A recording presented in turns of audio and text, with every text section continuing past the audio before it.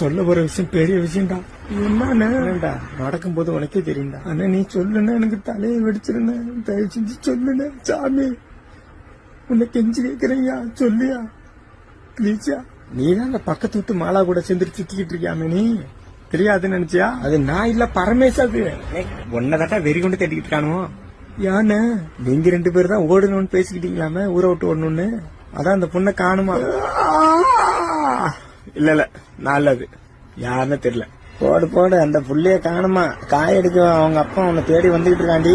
என்ன ரெடியா இருந்துக்க, எல்லாம் எனக்கு எப்படி தெரியும் தானே யோசிக்கிற.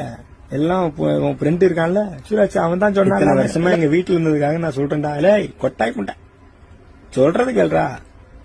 இம்ம வருஷம் எங்க வீட்டுல இருந்ததுக்காக ஒண்ணு சொல்றேன், மரியாதை ஓடி போவாங்க. இங்க இருக்காத என் வீட்டுல, அவ பின்னாடியே ஓடி போவேன். அப்புறம் என்ன மத கொட்ட முட்டைய அலையறதுக்கு என் வீட்டுல வந்து என்ன தேவையா?